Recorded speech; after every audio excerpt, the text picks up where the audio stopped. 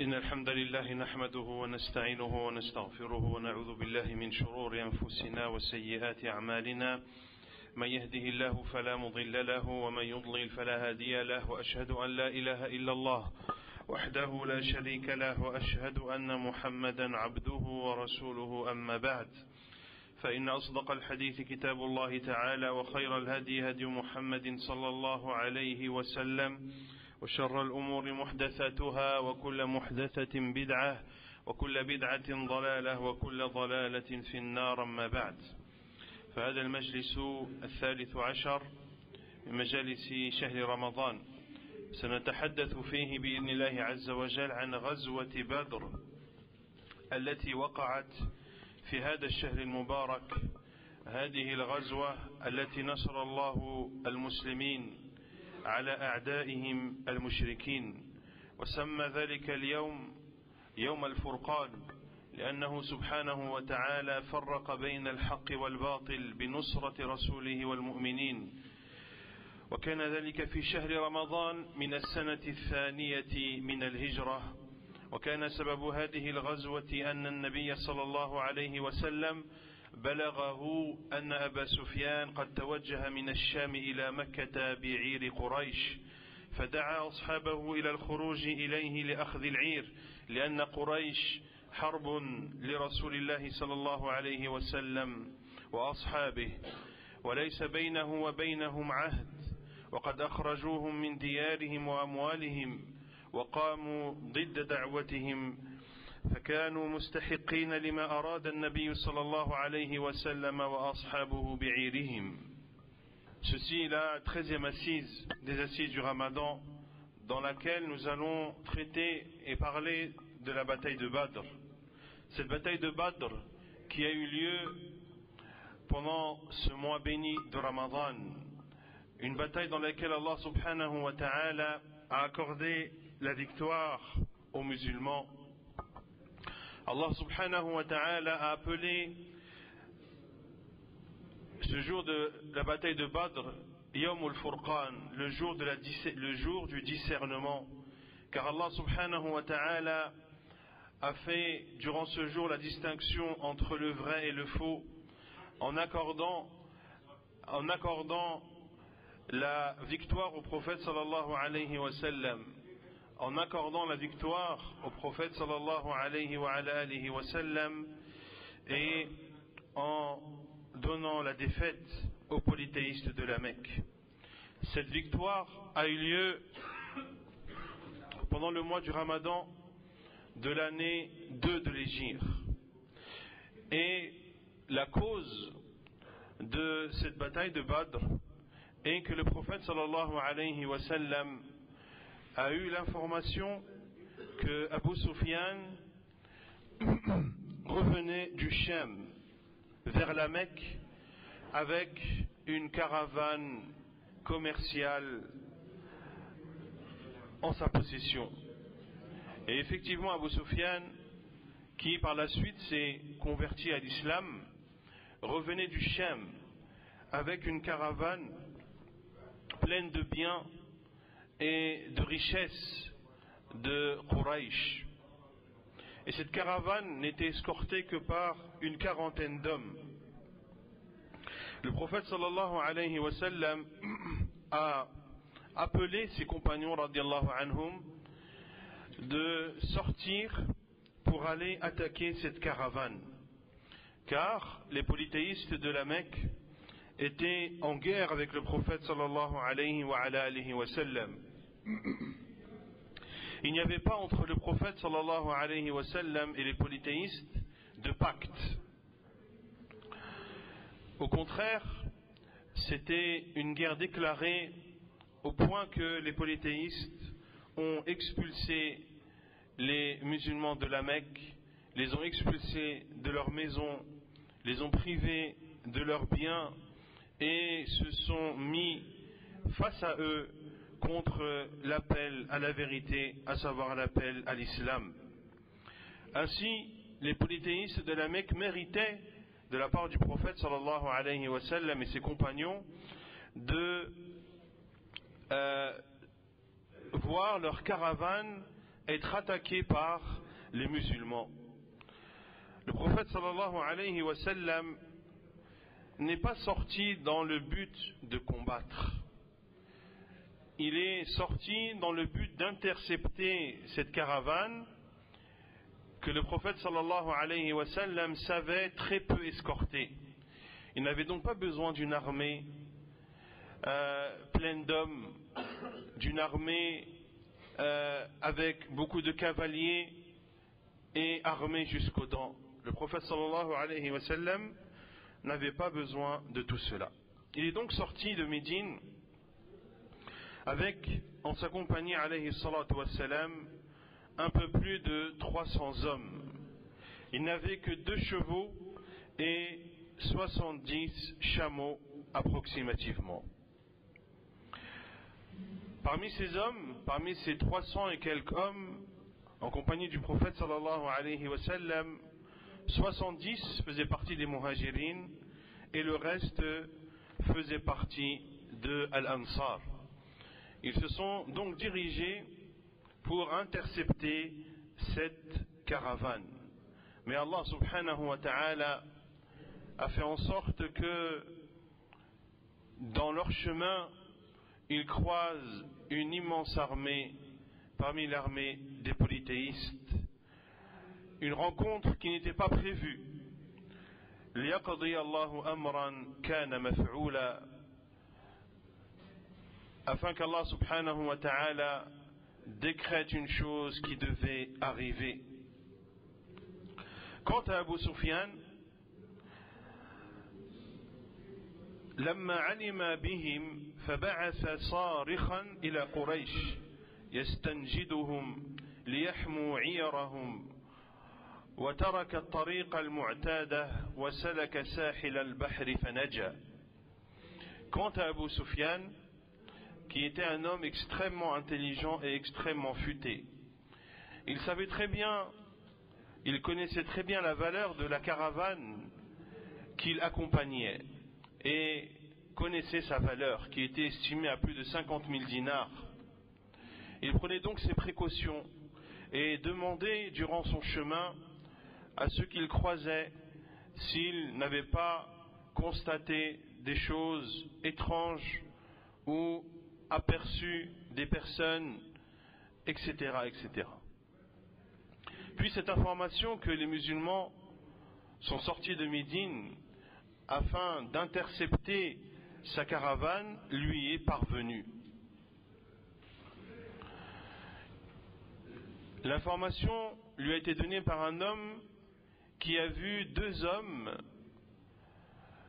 en chameau qui, à un moment donné, avaient agenouillé leur chameau sur une colline.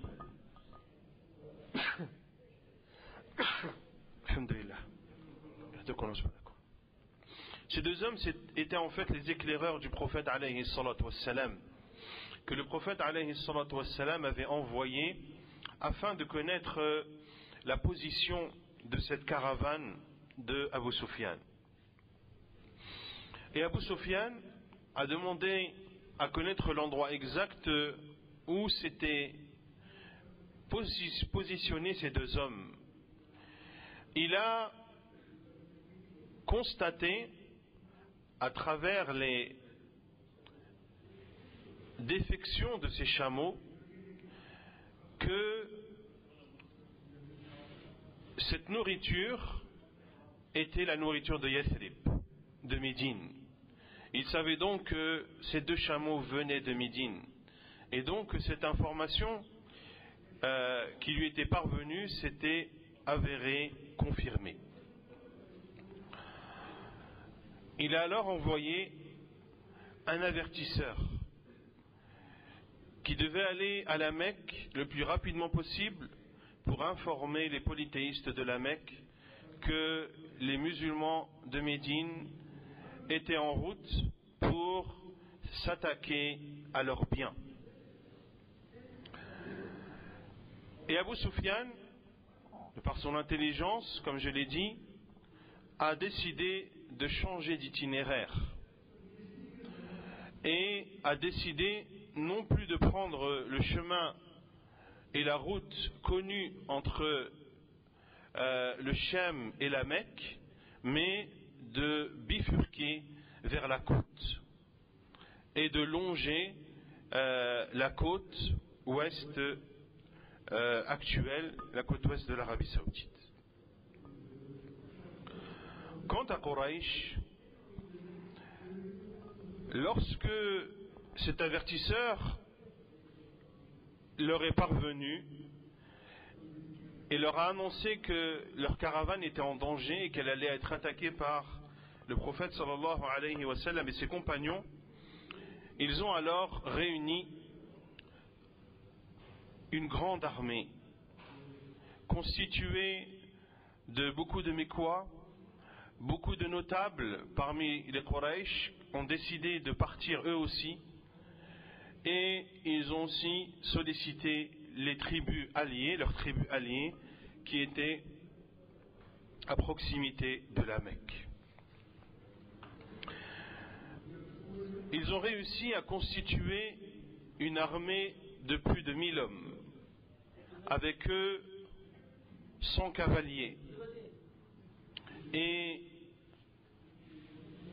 un nombre important de chameaux, à peu près 700. Ils sont sortis de la Mecque, comme l'a dit Allah Azza wa Jal, bataran wa ri'a an-nas wa yasudduna an sabilillah. عفوا أخي التسجيل لا نسمح به بارك الله فيك. لا تسجل بارك الله. Comme l'a dit Allah Azza wa Jal, ils sont sortis de Médine, de la Mecque, comme Allah Azza wa Jal le relate dans Surat Al-Anfal, dans le sens: et ne soyez pas comme ceux qui sortirent de leur demeure pour repousser la vérité et avec ostentation publique. Ri'a an-nas, ils sont sortis avec arrogance, avec ostentation, en se montrant devant les gens comme étant les plus forts, comme étant les imbattables, comme étant une armée qui ne pouvait connaître la défaite. وَيَصُدُّونَ عَنْ سَبِيلِ اللَّهِ, obstruant le chemin d'Allah. وَاللَّهُ بِمَا يَعْمَلُونَ مُحِيطٌ, mais Allah subhanahu wa ta'ala cerne parfaitement ce qu'ils font. Ils sont donc sortis avec eux des chanteuses qui les encourageaient à combattre les musulmans. Lorsque Abu Sufyan a eu connaissance que les polythéistes de la Mecque avaient quitté la Mecque et avec eux une immense armée, il a envoyé un émissaire afin de les informer qu'il a réussi à éviter ce guet-apens. Et il leur a dit qu'il avait pu éviter les musulmans et donc il n'y avait plus besoin qu'ils se dirigent vers l'endroit où ils se trouvent et afin d'éviter une guerre. فأبوا ذلك وقال أبو جهل والله لا نرجع حتى نبلغ بدرا ونقيم فيه ثلاثة ننحر الجزور ونطعم الطعام ونسقي الخمر وتسمع بنا العرب فلا يزالون يهابوننا أبدا. Abu Jahl a refusé et a dit: par Allah, nous ne retournerons pas à la Mecque jusqu'à atteindre Badr, l'endroit appelé Badr, et que nous y restions 3 jours. Nous sacrifierons nos chamelles, nous mangerons à notre faim, nous boirons le vin afin que les Arabes entendent parler de nous et afin que les Arabes nous redoutent à jamais. أما رسول الله صلى الله عليه وسلم لما علم بخروج قريش جمع من معه من الصحابة واستشارهم عليه الصلاة والسلام Quant au prophète sallallahu alayhi wa sallam, quand l'information que les polythéistes de la Mecque sont sortis,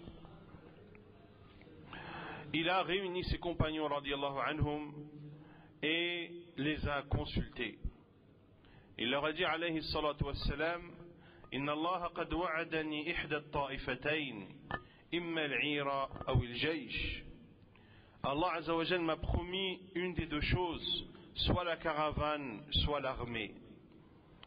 Al-Miqdad ibn al-Aswad radiyallahu anhu, qui faisait partie des muhajirin, a pris la parole et s'est exprimé au nom des muhajirin, comme je l'ai dit, qui étaient à peu près 70 dans ce groupe constitué d'un peu plus de 300 personnes.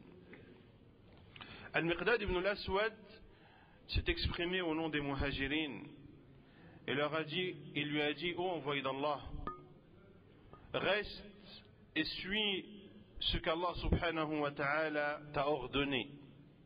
Par Allah, nous ne dirons pas comme ont dit les fils d'Israël à Moussa: fadhhab anta wa rabbuka faqatila inna hahuna qa'idun. Nous ne dirons pas comme les fils d'Israël ont dit à Moussa: va, toi et ton Seigneur, combattre, nous restons assis ici. Mais nous combattrons à tes côtés, nous combattrons à ta droite, à ta gauche, devant toi et derrière toi. Il a donc exprimé son soutien total au prophète sallallahu alayhi wa sallam au nom de tous les muhajirin. Puis Sa'd ibn Mu'ad al-Ansari radiyallahu anhu, qui était le chef de la tribu de l'Aws, une des tribus de Médine, al-Aws ou al-Khazraj, il a dit: ô envoyé d'Allah, peut-être crains-tu que les Médinois, al-Ansar, ont pris l'engagement de te secourir uniquement à Médine? Et je te dis au nom des Ansar, fais ce que tu veux, fais le pacte avec qui tu veux, combat qui tu veux, prends de nos biens ce que tu veux, laisse de nos biens ce que tu veux, et ce que tu prends de nos biens est plus aimé chez nous que ce que tu laisses. Nous te suivrons même dans les contrées les plus lointaines, et si tu décides de traverser l'océan, nous le traverserons avec toi, et nous n'avons aucune peur de rencontrer l'ennemi demain, et nous patienterons. Le prophète sallallahu alayhi wa sallam fut réjoui de ce qu'il a entendu de la part des muhajirin et de ce qu'il a entendu de la part de l'Ansar.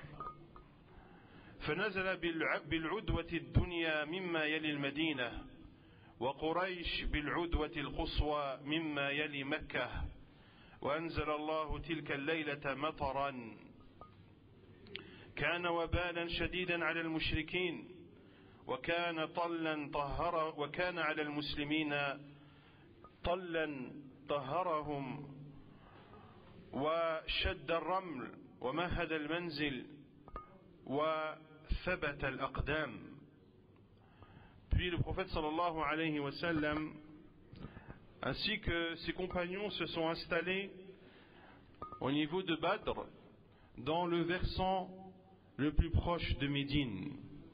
Quraysh, eux, se sont installés dans le versant le plus éloigné de Médine et le plus proche de la Mecque. Allah subhanahu wa ta'ala, cette nuit-là, a fait descendre une pluie qui a fait reculer et a rendu l'avancée des polythéistes impossible. Et du côté des musulmans, cette pluie les a purifiés. Cette pluie a tassé la terre, a consolidé le sol, a raffermi les pieds et a consolidé les cœurs également. وبنى المسلمون لرسول الله صلى الله عليه وسلم عريشا على تل مشرف على ميدان الحرب. Puis les musulmans ont construit pour le prophète sallallahu alayhi wa sallam un centre de commandement au-dessus d'une colline qui donnait sur la place ou sur le champ de bataille. Puis le prophète sallallahu alayhi wa sallam est descendu de son poste de commandement et a aligné les rangs des musulmans et a indiqué à chacun alayhi salatu wa sallam l'endroit dans lequel il devra combattre. Puis le prophète sallallahu alayhi wa sallam a regardé en direction de ses compagnons, puis a regardé en direction des polythéistes et a dit alayhi salatu wa sallam: Allahumma hadihi Quraysh جاءت بفخرها وخيلائها وخيرها تحادك وتكذب رسولك اللهم نصرك الذي وعدتني اللهم أنجز لي ما وعدتني اللهم إني أنشدك عهدك ووعدك اللهم إن شئت لم تعبد اللهم إن تهلك هذه العصابة اليوم لا تعبد. Puis le prophète sallallahu alayhi wa sallam a regardé le côté des musulmans, puis a regardé du côté de Quraysh et a dit: Oh Allah, voici Quraysh qui sont venus avec leur ostentation et leur arrogance, accompagnés de leurs cavaliers qui viennent te défier et traiter de mensonge et traiter de menteur ton prophète. Oh Allah, je te demande la victoire que tu m'as promis. Oh Allah, si cette troupe périt aujourd'hui en parlant des musulmans, il n'y aura plus personne pour t'adorer. Les compagnons du prophète sallallahu alayhi wa sallam ont aussi invoqué Allah subhanahu wa ta'ala et ont imploré son secours afin qu'Allah subhanahu wa ta'ala leur accorde la victoire. Allah azza wa jal relate cela dans surat Al-Anfal: إذ يوحي ربك إلى الملائكة أني معكم فثبتوا الذين آمنوا. Lorsque ton Seigneur a révélé aux anges: Anni ma'akum, je suis avec vous. Fathabbitu alladhina amanu, raffermissez donc ceux qui ont cru.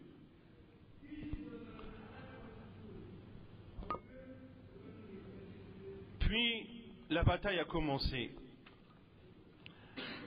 والنبي صلى الله عليه وسلم في العريش ومعه أبو بكر وسعد ابن معاذ يحرسانه عليه الصلاة والسلام فما زال النبي صلى الله عليه وسلم يناشد ربه ويستنصره ويستغيثه ثم خرج يقول سيهزم الجمع ويولون الدبر.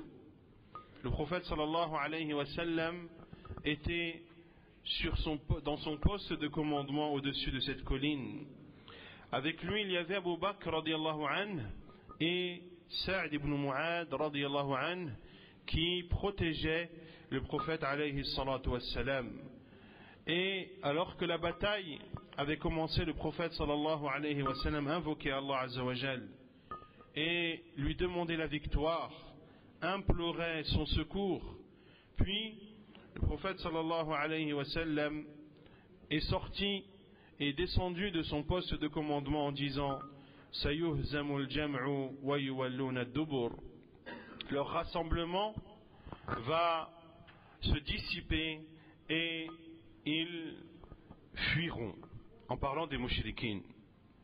Et le prophète sallallahu alayhi wa sallam a alors encouragé ses compagnons dans le combat et leur a dit: Walladhi nafsu Muhammadin biyadihi la yuqatiluhum al-yawma rajulun fayuqtalu sabiran muhtasiban muqbilan ghayra mudbir illa adkhalahu Allahu al-jannah.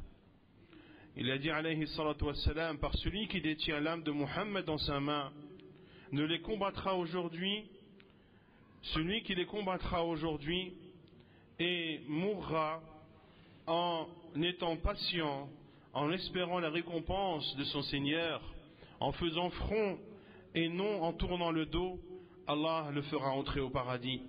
فقام عمير بن الحمام الأنصاري بيده وبيده تمرات يأكلهن قال فقال يا رسول الله جنة عرضها السماوات والأرض قال النبي صلى الله عليه وسلم نعم قال بخ بخ يا رسول الله ما بيني وبين أن أدخل الجنة إلا أن يقتلني هؤلاء لئن حييت حتى آكل تمرات هذه إنها لحياة طويلة ثم ألقى التمرات وقاتل حتى قتل رضي الله عنه.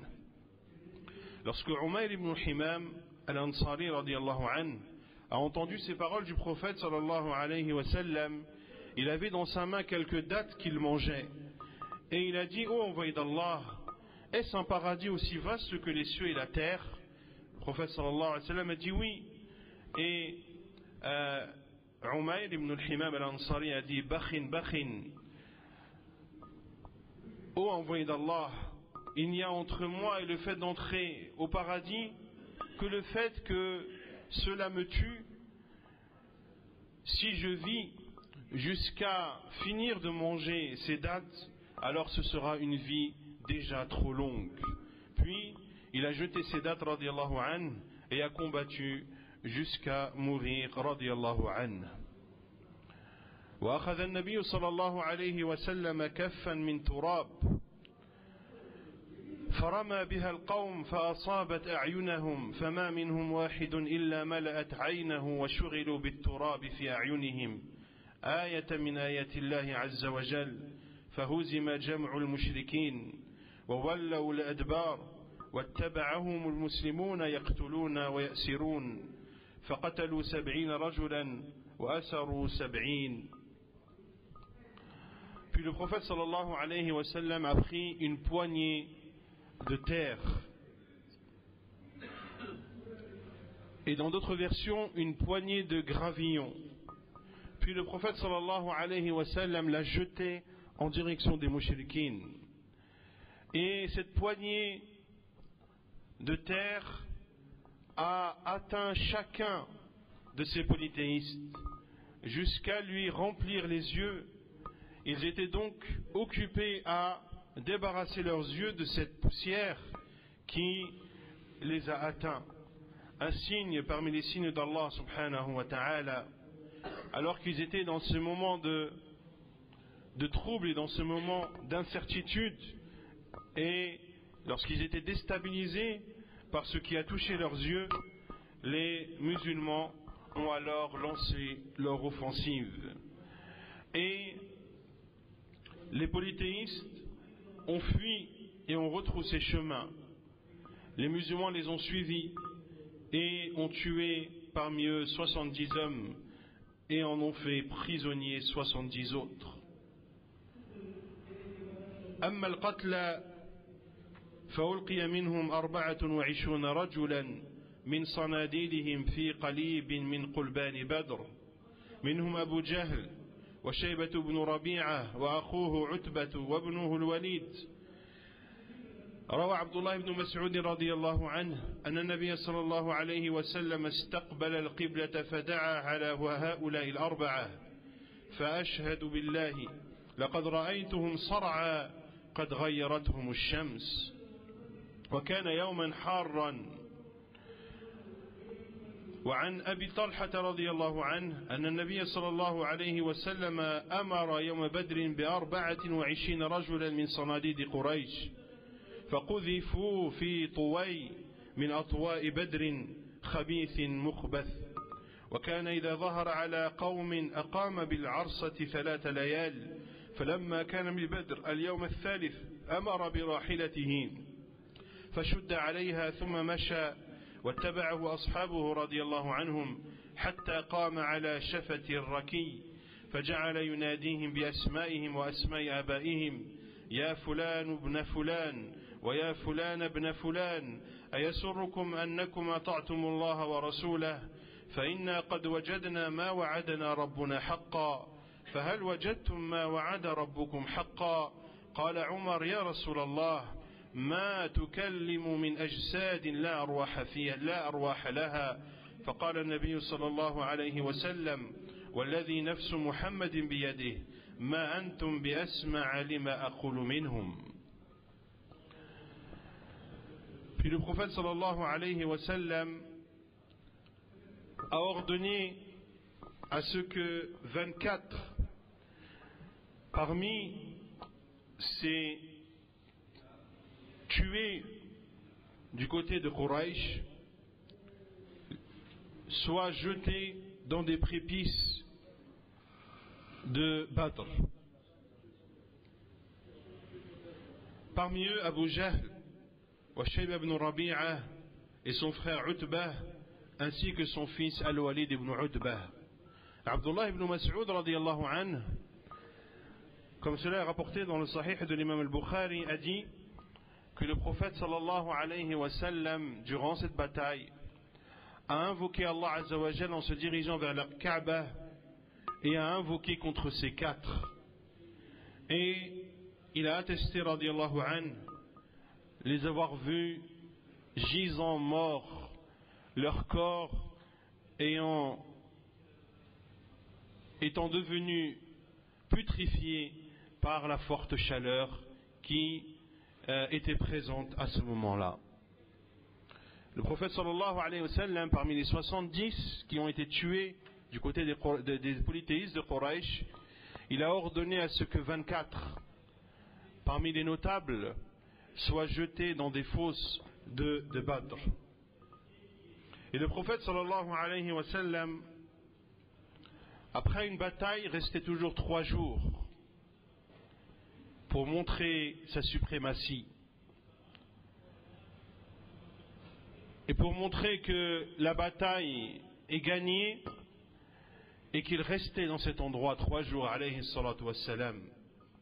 Une fois ces 3 jours écoulés, il a ordonné à ce que l'on prépare sa monture, puis est parti alayhi salatu wassalam et ses compagnons le suivaient radiyallahu anhum. Une fois arrivé à proximité des fosses, le prophète sallallahu alayhi wa sallam a appelé chacun de ces 24 cadavres gisants. Il les a appelés par leur nom et le nom de leur père et leur a dit: ô un tel, fils d'un tel, et toi un tel, fils d'un tel, êtes-vous joyeux d'avoir obéi à Allah et à son prophète? Quant à nous, nous avons trouvé ce que notre Seigneur nous avait promis. Et quant à vous, avez-vous trouvé ce que votre Seigneur vous avait promis comme étant vérité? Omar radiallahu anhu a dit: ô envoyé d'Allah, pourquoi t'adresses-tu à des corps sans âme? Et le prophète sallallahu alayhi wa sallam de répondre: par celui qui détient l'âme de Muhammad dans sa main, vous n'entendez pas mieux que ce que je leur dis. Vous n'entendez pas mieux que ce que je leur dis. Puis le prophète sallallahu alayhi wa sallam est retourné à Médine. Et durant son retour vers Médine alayhi salatu wa sallam, s'est posé la question des prisonniers, qui étaient, comme on l'a vu, au nombre de 70. Et le prophète sallallahu alayhi wa sallam a consulté ses compagnons pour décider du sort de ces prisonniers. Puis le prophète sallallahu alayhi wa sallam a décidé d'établir une rançon pour la plupart d'entre eux, qui était estimée entre 1000 et 4000 dirhams. Pour certains, le prophète sallallahu alayhi wa sallam lui a promis la libération à condition qu'il enseigne aux enfants de Médine à lire et à écrire, car parmi eux il y en avait qui savaient très bien lire et écrire. Parmi eux, le prophète sallallahu alayhi wa sallam en a libéré en échange de la libération de prisonniers qui étaient détenus chez les polythéistes de la Mecque. Et parmi eux, le prophète sallallahu alayhi wa sallam a accordé la libération, et d'autres que le prophète sallallahu alayhi wa sallam a décidé de tuer, car ils faisaient partie des notables et des têtes et de ceux qui ont semé la corruption sur terre et de ceux qui ont causé de nombreux torts aux musulmans. Voici de façon brève la bataille de Badr qui a eu lieu pendant ce mois de Ramadan, dans un jour de forte chaleur, un jour dans lequel Allah subhanahu wa ta'ala a accordé à un groupe de musulmans qui n'étaient aucunement préparés au combat, qui étaient un peu plus de 300, avec uniquement 2 chevaux et 70 chameaux, face à une armée de 1000 hommes qui est sortie dans le but de combattre, qui avait plus de 100 cavaliers, plus de 700 chameaux, une armée tellement grande que pour la nourrir il fallait tuer par jour entre 9 et 10 chameaux. Allah subhanahu wa ta'ala leur a accordé la victoire. Et Allah subhanahu wa ta'ala a envoyé des anges pour combattre à leur côté et raffermir leurs pas. هذا ما تيسر ذكره والله أعلم وصلى الله وسلم وبارك على نبينا محمد وعلى آله وصحبه أجمعين وآخر دعوانا أن الحمد لله رب العالمين